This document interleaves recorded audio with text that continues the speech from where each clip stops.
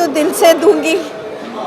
बहुत बहुत खुशी हुई कि after a long time someone from the industry is doing something worth for all the mediums. और आज उनकी एनिवर्सरी है तो इस पर क्या बोलना चाहिए? हार्दिक शुभकामनाएं देना चाहते हैं क्योंकि जैसे उन्होंने कहा कि 25 साल साथ में बिताए हैं, तो that is a very great achievement and a very good. Wish them many many happy returns. Yes, absolutely. Lots of blessings.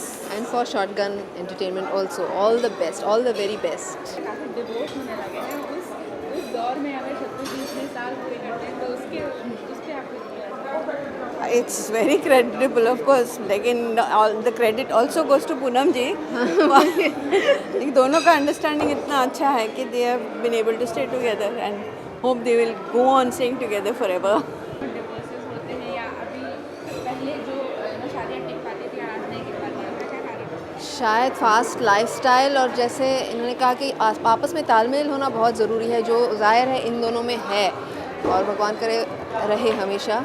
तो एक दूसरे को समझना बहुत ज़रूरी होता है, जो शायद आजकल के ज़माने में सब लोग इतनी तेज़ी से दौड़ रहे हैं कि एक दूसरे को समझने की कोशिश ही नहीं करते हैं। So that's why it's very creditable कि कोई 25 साल साथ में गुजारे, तो इट्स अ ग्रेट अचीवमेंट।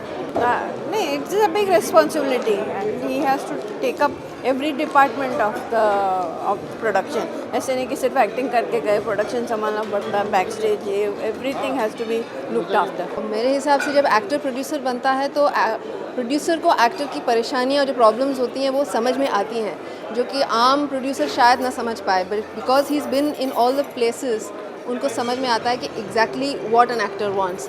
तो ऐसे अगर ज़्यादा एक्टर्स प्रोड्यूसर्स बने तो बहुत ही अच्छा रहेगा इंडस्ट्री के लिए।